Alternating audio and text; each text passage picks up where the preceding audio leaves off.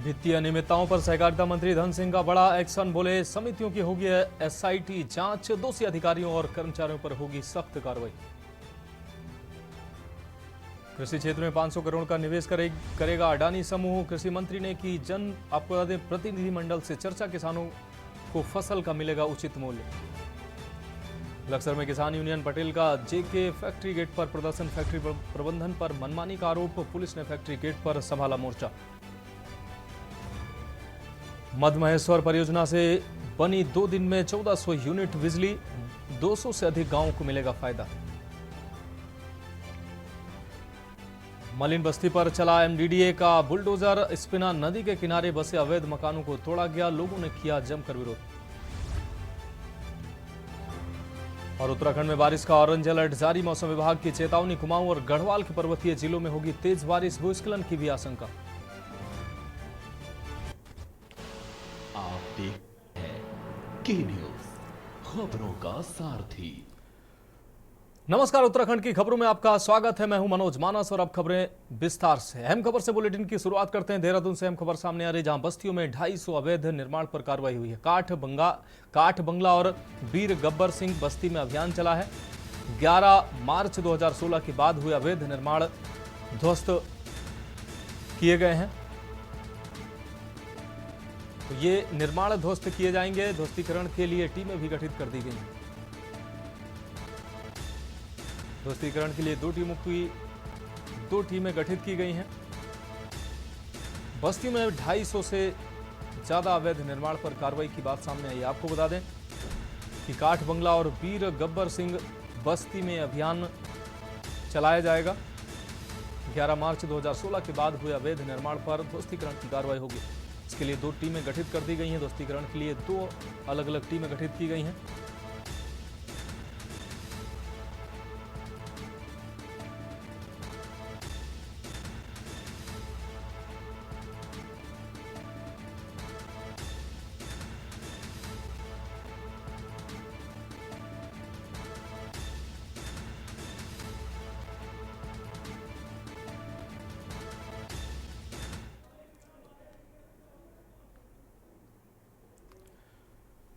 अब रुक करेंगे अगली खबर का। उत्तराखंड की भर्ती परीक्षाओं में पेपर लीक मामले को लेकर उत्तराखंड बेरोजगार संघ के अध्यक्ष पवन रावत व उत्तराखंड युवा एकता मंच के संयोजक पीयूष जोशी के नेतृत्व में कमिश्नर कार्यालय पहुंचे। दर्जनों बेरोजगार युवाओं ने कमिश्नर कार्यालय के बाहर विरोध प्रदर्शन कर कुमाऊं कमिश्नर को राष्ट्रपति के नाम ज्ञापन सौंपा। विरोध प्रदर्शन कर रहे बेरोजगार संघ के युवाओं ने राष्ट्रपति के नाम दिए ज्ञापन में उत्तराखंड की एनटीए द्वारा आयोजित परीक्षाओं की सीबीआई जांच तथा परीक्षा प्रणाली में सुधार की मांग करते हुए दोबारा पेपर कराने की मांग की है।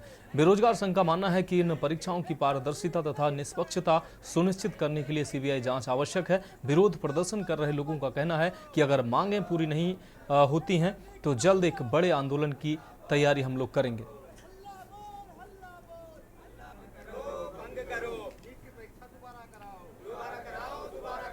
बेरोजगार संघ व सभी सामाजिक संगठन आज यहाँ नैनीताल आए हुए हैं। आज आने का जो उद्देश्य हमारा है वो ये है कि जो एनटीए द्वारा नीट की परीक्षा कराई गई है, पहले तो उसको जो है स्थगित करके उसको रद्द करते हुए दोबारा कराया जाए। उसके अलावा एनटीए ने राज्य स्तर की जितनी परीक्षाएं कराई हैं, चाहे वो हाईकोर्ट स्टेनो की परीक्षा हो, हाईकोर्ट क्लर्क की परीक्षा हो, उनमें भी बच्चे असमंजस में हैं। उनमें ना तो उनको टाइपिंग स्पीड का बताया गया है, ना एनटीए ने कोई ऐसा इंटीमेशन दिया है। वहाँ पे बच्चों में बड़ी असमंजस की स्थिति है कि ये पेपर भी कहीं लीक ना हुए हो। तो हमारी राज्य सरकार, केंद्र सरकार वो आपके सभी सम्मानित चैनलों से के माध्यम से ये मांगे कि एनटीए जो है इन परीक्षाओं की भी जांच सीबीआई को सौंपे। ये जांच होने के बाद अगर ये परीक्षाएं में धांधली पाई जाती है, इनको भी रद्द किया जाए। इसको रद्द करने के बाद जो भी आने जाने का किराया हो वो राज्य सरकार या केंद्र सरकार दिए उसको हमें। और अगर जो है ये परीक्षाएं जो हैं अगर भर्ती में धांधली प्रत्यक्ष पाई जाती है तो इन परीक्षाओं में जो भी लिप्त लोग हैं उनके ऊपर भी आवश्यक कार्रवाई की जाए। इसके लिए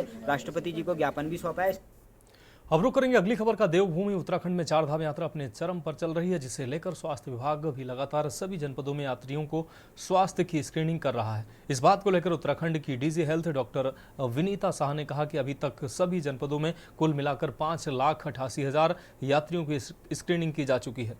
उन्होंने कहा कि 1,19,884 यात्रियों के स्वास्थ्य में दिक्कत पाई गई, जिसके बाद उनकी काउंसलिंग करने के साथ उनसे शपथ पत्र भरवा कर ही यात्रा के लिए आगे जाने दिया गया।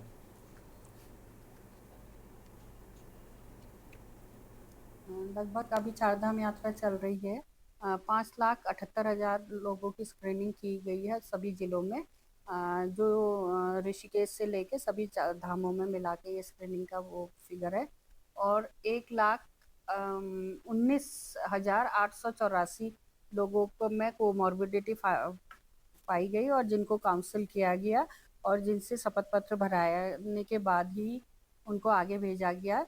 इसके संग संग उनको हम ये जो व्यक्ति थे ये हमारे रडार में रहे, इनको कॉल सेंटर द्वारा कॉल किया गया, हमारे स्वास्थ्य मित्रों द्वारा कॉल किया गया। अब रुक करेंगे अगली खबर का। राजधानी होने के चलते देहरादून में अपराधों पर लगाम लगाने, कानून व्यवस्था बहाल करने, ट्रैफिक व्यवस्था में सुधार लाने समेत पुलिस महकमे को और ज्यादा सजग बनाने के लिए पुलिस महकमा लगातार कार्य कर रहा है। इसी कड़ी में बीते दिन एसएसपी देहरादून अजय सिंह ने देर रात तक अपने कार्यालय में पुलिस अधिकारियों को ब्रीफ किया। इस दौरान एसएसपी द्वारा जिले के सभी थानों में धोखाधड़ी के मामलों पर ब्यौरा मांगा गया। इसके साथ ही विभिन्न माध्यमों से आई शिकायतों के जल्द निस्तारण के निर्देश भी दिए गए। साथ ही शहर में अपराधों पर त्वरित कार्रवाई के साथ ही उन पर अंकुश लगाने के भी कड़े निर्देश जारी किए गए।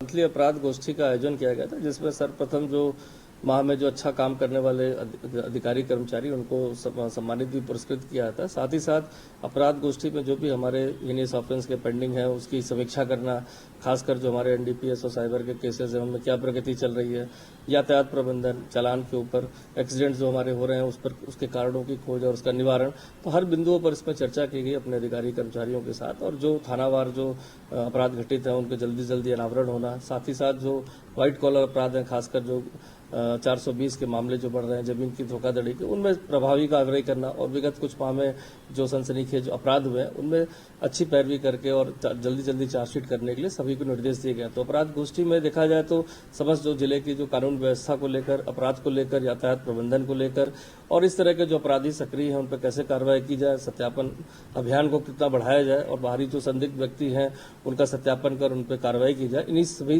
विषयों पर सभी को निर्देश निर्गत किए गए हैं। कि कुमाऊं क्षेत्र के पहाड़ी जिले बागेश्वर अंतर्गत आने वाले ग्रामीण अंचल में संचालित राष्ट्रीय स्वास्थ्य कार्यक्रमों की जिला स्तरीय समीक्षा बैठक स्वास्थ्य विभाग बागेश्वर और ग्रामीण स्वास्थ्य विभाग के प्रदेश उपाध्यक्ष सुरेश भट्ट ने ली। बागेश्वर जिले की ग्रामीण स्वास्थ्य व्यवस्था की समीक्षा करते हुए सुरेश भट्ट ने प्रभारी सीएमओ बागेश्वर अनुराधा हराकी को जिला अस्पताल बागेश्वर की व्यवस्थाएं दुरुस्त करने के निर्देश दिए। बागेश्वर जिला अस्पताल के व्यवस्थाओं में प्रसव के दौरान महिलाओं की नॉर्मल डिलीवरी नहीं हो पाया गया है। जिला अस्पताल बागेश्वर के डॉक्टरों को निर्देश देते हुए सुरेश भट्ट का कहना है कि बागेश्वर जिला अस्पताल को रेफर सेंटर के नाम से बदनाम नहीं होने दिया जाएगा। अनावश्यक रूप से मरीजों को रेफर न करें। ग्रामीण स्तर पर स्वास्थ्य विभाग आशा वर्करों के साथ तालमेल बनाकर चलें। ग्रामीण स्तर पर आशा कार्यकर्ताओं के साथ कैंप लगाकर ग्रामीणों को रूटीन की दवाएं उपलब्ध कराने के निर्देश दिए।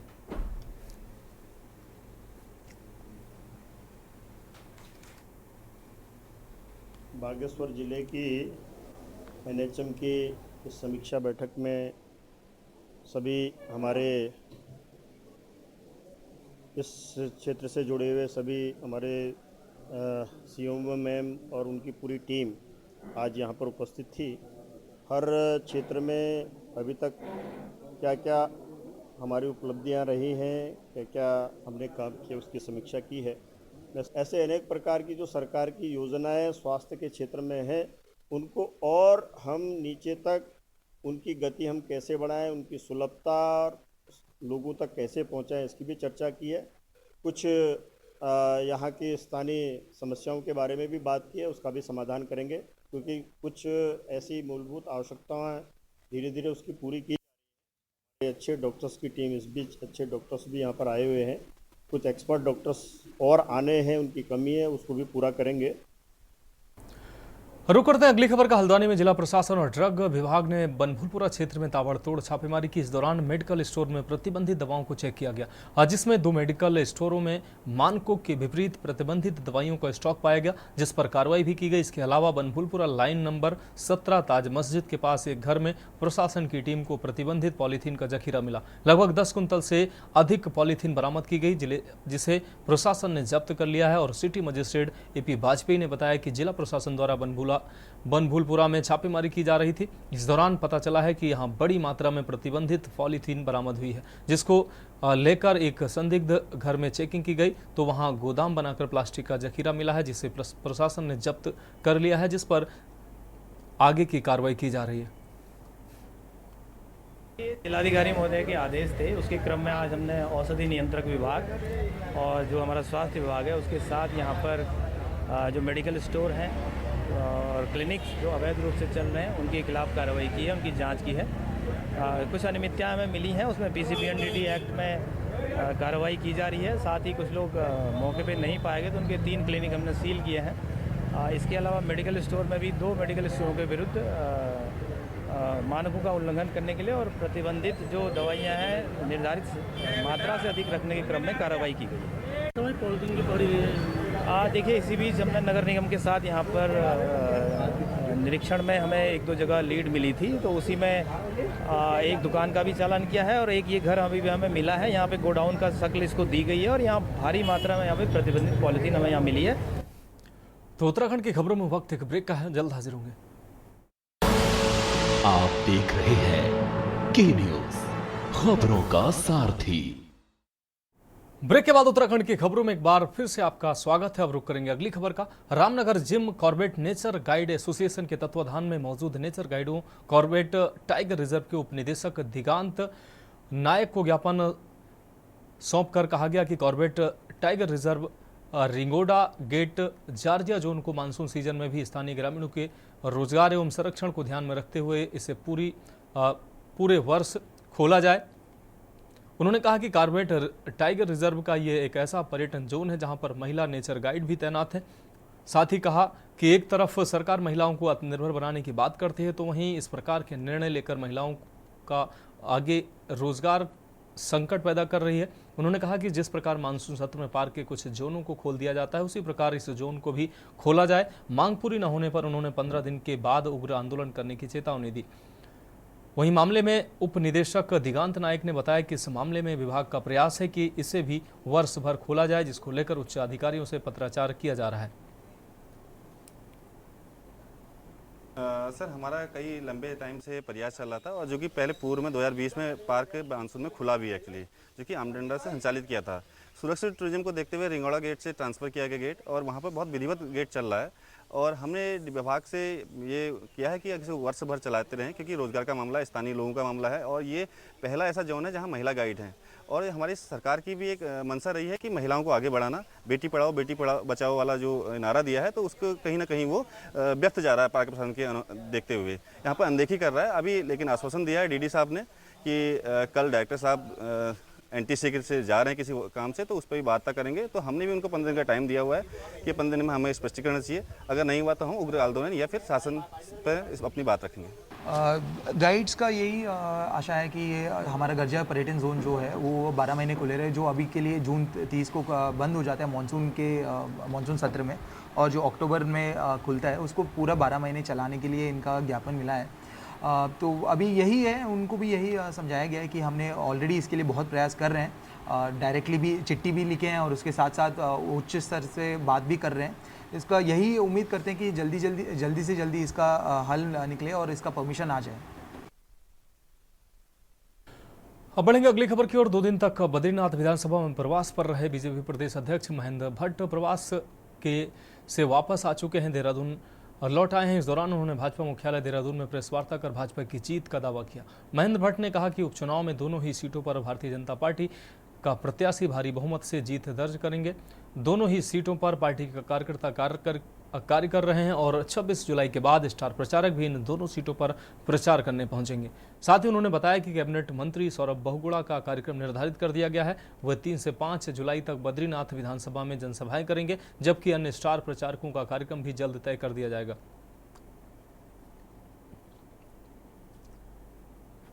क्योंकि अभी 26 तारीख तक नाम वापसी के बाद स्थिति क्लियर हो जाएगी और हमारे स्टाफ प्रचार कार्यक्रम ने लगा दिया है।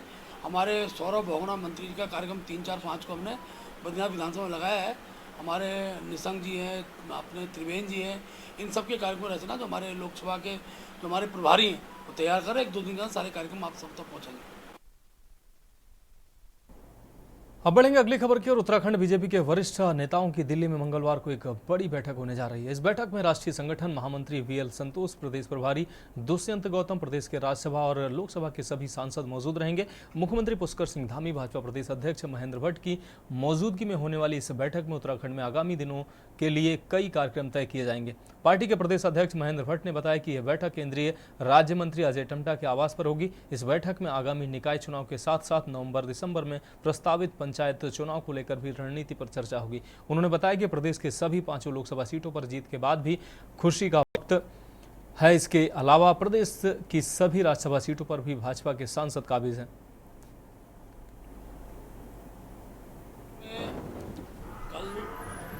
रात्रि 8 बजे हमारे उत्तराखंड के 8 सांसद, 5 लोकसभा, 3 राज्यसभा, इनकी बैठक हमारे जो उत्तराखंड से भारत सरकार मंत्री बने हैं अजय टम्टा जी के आवास पर होगी, जिसमें हमारे राष्ट्रीय महामंत्री संगठन दुष्यंत अपने वीएल संतोष जी उस बैठक में रहने वाले हैं। हमारे प्रभारी दुष्यंत गौतम जी रहेंगे, सह प्रभारी रेखा जी रहेंगे और माननीय मुख्यमंत्री जी भी, हम सब लोग बैठेंगे। एक तो जीत का उत्सव है, उसके साथ साथ आगामी दिनों के जो हमारे कार्यक्रम हैं उन कार्यक्रमों को और व्यापक स्वरूप देने की दृष्टि से उस बैठक में हमारी पूरी चर्चा रहने वाली है। हमारे दोनों बाई इलेक्शन में सभी सांसदों के कार्यक्रम उसको निश्चित करेंगे। साथ साथ नगर पालिका, नगर निगम के चुनाव में की दृष्टिकोण से कुछ चर्चाएं होंगी, उनके कार्यक्रम का स्वरूप तैयार होगा। अब रुक करेंगे अगली खबर का। नैनीताल उधम सिंह नगर से कांग्रेस की टिकट से सांसद का चुनाव लड़ने वाले प्रत्याशी प्रकाश जोशी आज भीमताल पहुंचे। यहां उन्होंने एक निजी होटल में कांग्रेसी कार्यकर्ताओं के साथ बैठक की। बैठक के दौरान उन्होंने कांग्रेस के समर्पित कार्यकर्ताओं का आभार व्यक्त करते हुए आने वाले स्थानीय निकाय चुनाव, पंचायती चुनाव को लेकर चर्चा की। भीमताल पहुंचे प्रकाश जोशी ने ग्राम पंचायत व नगर स्तर पर इकाइयों का गठन के साथ ही कई कांग्रेसी कार्यकर्ताओं को संगठन बढ़ाने को लेकर जिम्मेदारी सौंपी। पत्रकार वार्ता के दौरान उन्होंने कहा कि आने वाले चुनाव को लेकर संगठन को मजबूती प्रदान करने के साथ ही कार्यकर्ताओं से सुझाव भी लिए गए हैं ताकि पार्टी को और भी मजबूत किया जा सके और आने वाले चुनाव में कांग्रेस पार्टी जीत दर्ज कर सके। कांग्रेस के कार्यकर्ताओं का मुझे आभार मानना था और आगे जो और चुनाव आने हैं, अभी स्थानीय निकाय के चुनाव हैं, ग्राम पंचायत के चुनाव हैं, विधानसभा चुनाव भी आएंगे, तो उसके लिए संगठन को अब क्या दिशा लेनी चाहिए, किस तरह से हम संगठन को मजबूत करें, हमारी ग्राम सभा की जो इकाइयाँ हैं उसका गठन कैसे हो, ब्लॉक इकाइयों का गठन किस तरह से हो, उसके बारे में चर्चा करने के लिए हम सब आज यहाँ इकट्ठा हुए हैं और बड़ी अच्छी माहौल में मीटिंग चल रही है और सबके बहुत ही महत्वपूर्ण सुझाव आए हैं और मुझे लगता है कि इन सब सुझावों को अगर हम क्रियान्वित ठीक से कर पाएंगे तो निश्चित तौर पर कांग्रेस पार्टी एक मजबूती के साथ और आगे बढ़ेगी। अब बढ़ेंगे अगली खबर की ओर। प्रदेश में प्री मानसून की शुरुआत हो चुकी है। ऐसे में बादलों ने अपना डेरा जमाना शुरू कर दिया है। मौसम विभाग की माने तो प्रदेश में शुरुआती दिनों में हल्की बारिश जबकि आने वाले दिनों में भारी बारिश की संभावना है। मौसम के पूर्वानुमान को जारी करते हुए मौसम विज्ञान केंद्र देहरादून के निदेशक विक्रम सिंह ने बताया कि प्रदेश भर के कई क्षेत्रों में आने वाले कुछ दिनों में हल्की से मध्यम बारिश देखने को मिल सकती है, जबकि 27 जून से इसमें अधिक सक्रियता देखने को मिलेगी और अधिक ऊंचाई वाले जिलों पिथौरागढ़, बागेश्वर, चमोली, नैनीताल साथ ही देहरादून में भी कुछ जगहों पर भारी बारिश देखने को मिल सकती है।